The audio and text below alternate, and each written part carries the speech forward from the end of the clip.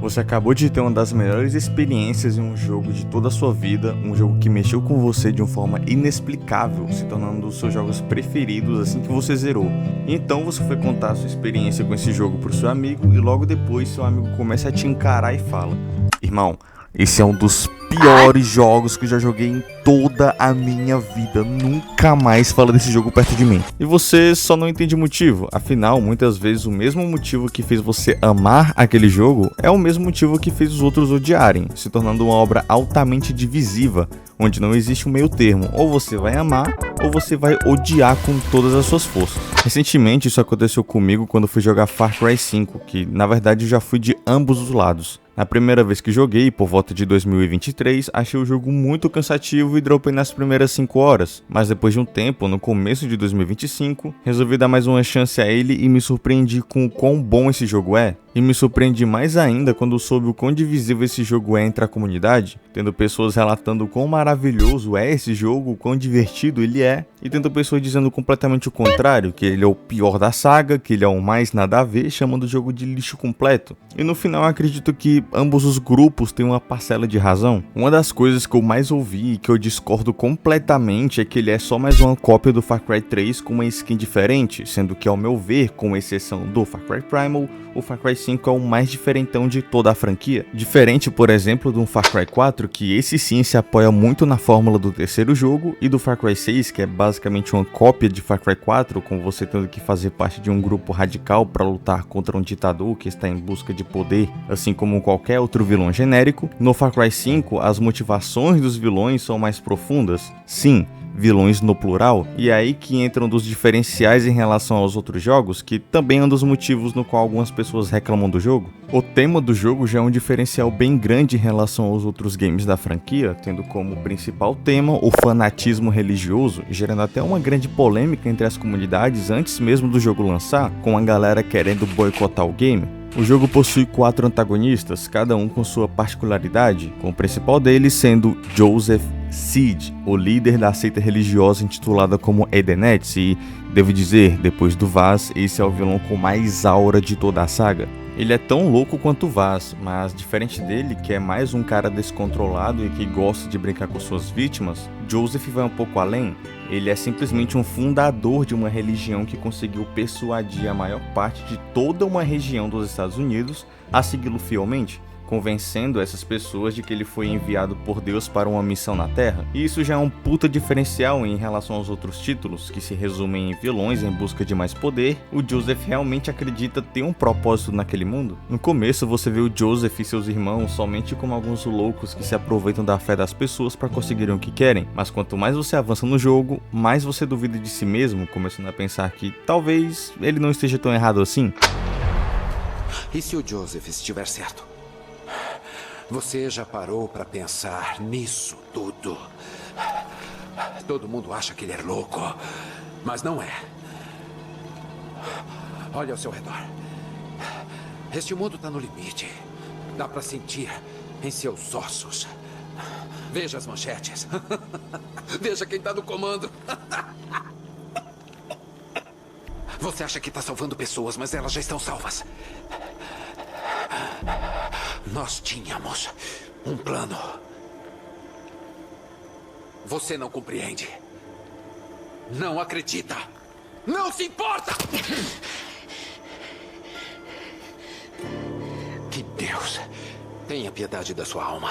E isso é muito foda em comparação aos outros títulos, com vilões como Pagamin e o Anton Castilho, que são extremamente rasos e sem profundidade nenhuma. Vilões que só querem poder e dominar o território, escravizar pessoas, esse tipo de coisa. O que faz o jogo ser tão divisivo são vários aspectos, como por exemplo, um dos principais é que o nosso protagonista é mudo, ele não fala nada o jogo inteiro, meio que para simular que o protagonista é o próprio jogador, que sinceramente eu prefiro como é no 3, com o Jason tendo todo aquele arco de ser obrigado a fazer coisas horríveis para sobreviver naquela ilha e gradativamente vai se tornando tão louco quanto o seu arqui-inimigo. Porém, ele também tem mudanças muito positivas, como por exemplo de terem tirado a obrigatoriedade de você subir em torres de rádio para liberar pontos de interesse no mapa. Também a mudança para um formato único de você realizar as missões, onde você pode enfrentar os irmãos Cid na ordem que você bem quiser, sendo um formato bem diferente de qualquer outro jogo da saga, que também é um formato bem divisivo. Eu particularmente achei essa forma bem legal, mostrando que eles se esforçaram para fazer algo diferente dos outros, fazendo essas mudanças de formato de missões,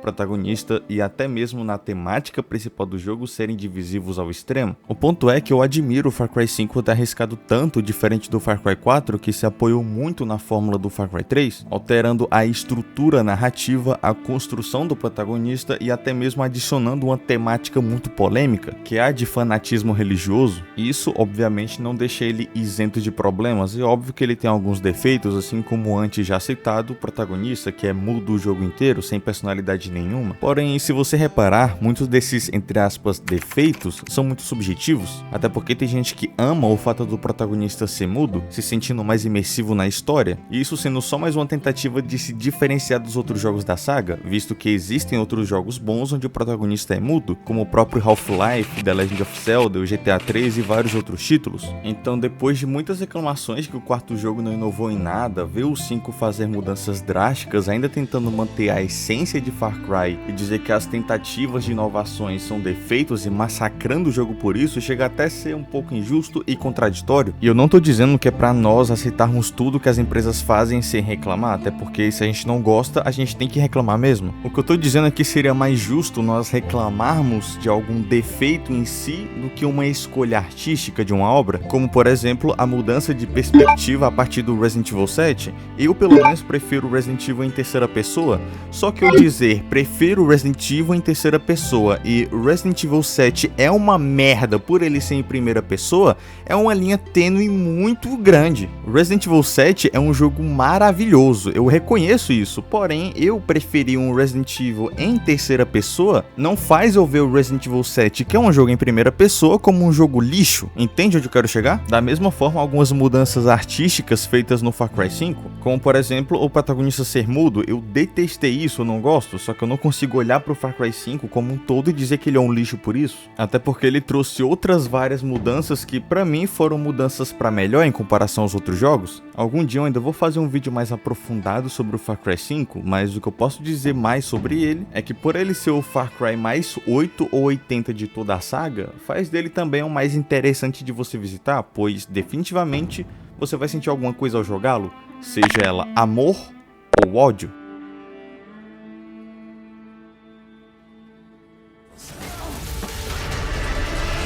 Não importa como. Eles arruinaram a gente. Fragmentaram a nossa sociedade. O meu nome é Sam Porter Bridges. E o meu trabalho é nos reconectar.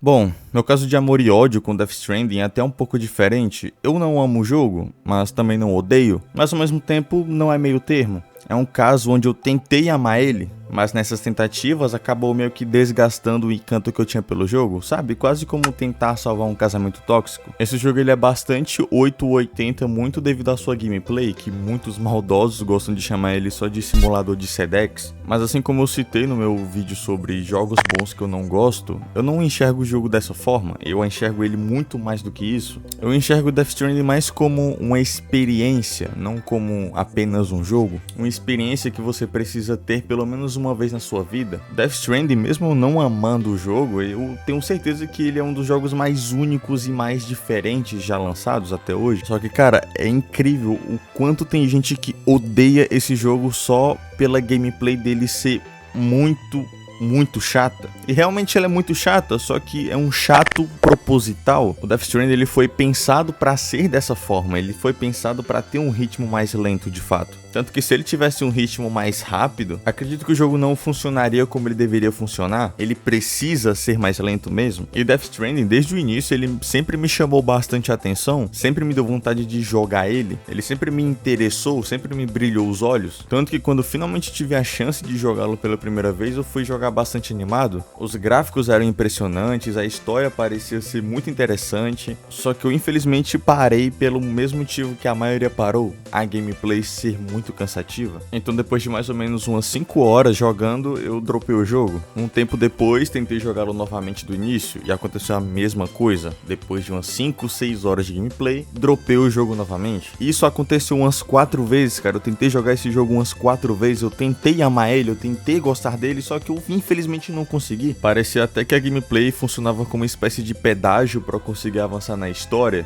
e finalmente aproveitar o enredo. E por mais que hoje em dia o Death Stranding seja muito mais bem recebido do que em seu lançamento, ainda tem muita gente que odeia o jogo simplesmente pelo fato dele ter um ritmo muito lento. E digamos que eu até entendo essa galera, mas usando como exemplo o próprio Far Cry 5 que eu citei anteriormente, isso não se trata de um defeito do jogo, e sim sobre uma escolha artística. O jogo ele foi pensado para ser dessa forma, foi pensado para ter um ritmo mais lento. Então se ele tivesse um ritmo mais rápido, muito provavelmente ele não seria amado como ele é por uma parte da galera. Não seria a mesma coisa, e muito provavelmente não seria essa experiência única que ele é. Então eu consigo entender ambos os lados, eu consigo entender perfeitamente os motivos da galera amar o jogo, só que ao mesmo tempo eu consigo entender perfeitamente o contrário, eu consigo entender os motivos da galera que odeia o jogo, e acredito que isso seja um dos motivos desse jogo ser tão único. Quem ama um jogo, ama de verdade, se tornando até um dos jogos preferidos da vida da pessoa, mas quem odeia é completamente o contrário, não quer ver o jogo nem pintado de ouro, quer a distância do jogo. E isso, querendo ou não, é algo muito interessante de se ver, um jogo ser tão divisivo dessa forma.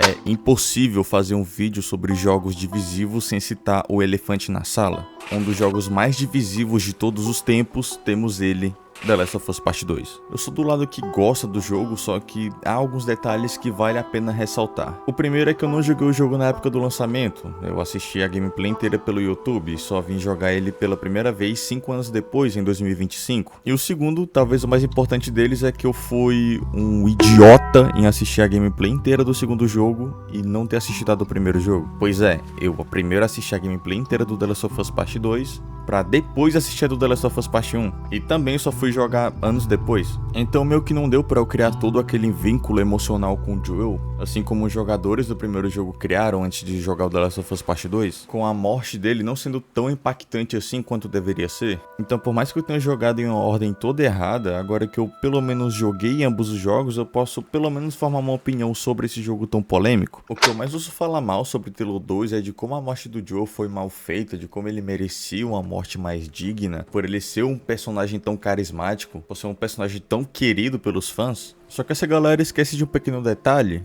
é um apocalipse zumbi, as mortes não tem cerimônia, não tem morte heróica nesse mundo, não tem uma morte digna, a morte nesse mundo é seca, é fria, é cruel, um reflexo do mundo em que eles vivem. Por isso eu achei esse argumento um dos piores que alguém pode usar pra falar mal desse jogo. Afinal, se eles dessem uma morte heróica e digna pro protagonista apenas por ele ser o protagonista, seria algo completamente incoerente com o mundo em que eles vivem. E o game fazer o jogador jogar na pele da assassina do protagonista é vista por muitos como uma forma muito forçada de fazer o jogador sentir empatia pelo personagem. Mas eu discordo, tanto que a primeira sensação que os jogadores tiveram ao perceberem que eu vou jogar com a Abby é uma sensação de repulsa, de raiva, de nojo da personagem. Meu, eu confesso que eu não tenho a mínima vontade de jogar com ela, sabendo do que acontece, sabe? De quem ela é. Não dá pra eu fazer ela tropeçar, cair, bater a cabeça, morrer. Eu quero que ela se foda, porque 4 anos antes, tomar no cu. O jogo me obriga a jogar com ela, velho, que matou o Joel, mano. Matou a porra do Joel. E a, entre aspas, empatia que o jogo força o jogador a ter pela personagem é simplesmente mostrando que o Joel não é uma pessoa tão boa assim, não é o herói que todo mundo pensa. Na história do Joel, ele foi um herói, só que na história de várias outras pessoas ele foi um vilão, um psicopata, um assassino que deixou várias outras crianças órfãs naquele hospital. E uma dessas crianças foi justamente a Abby. O jogo não quer simplesmente mostrar que o Joel é um vilão ou estragar o legado que ele deixou no primeiro jogo, e sim mostrar os dois lados de uma moeda. Mostrar que às vezes em uma história, o herói para algumas pessoas é um vilão para outras. E eu acho a forma que eles fizeram isso muito genial. Porém, eu entendo de verdade quem odeia o jogo, quem diz que ele tem muitos furos de roteiro, que não gostaram da morte como o Joel morreu. Eu de verdade só não entendo a galera que diz que o jogo foi feito só pra cumprir a agenda. Que puta merda, velho. Só porque a ele tá namorando uma mina e a Abby é bombadona, o jogo foi feito só pra cumprir a agenda. Agora não pode mais existir lésbica no apocalipse zumbi, não pode mais existir gente bombada no apocalipse zumbi. Se for assim, o gordão lá dos cascavéis não podia ser gordo, até porque a comida é escassa. Então, tirando esses argumentos de que o jogo foi feito só pra cultura woke e tudo mais, eu entendo de verdade quem ama e eu entendo mais ainda quem odeia. O jogo dá motivos de sobra pra você amar ou odiar o jogo, não existindo meio termo pra quem joga, se tornando de longe um dos jogos mais divisivos de todos os tempos.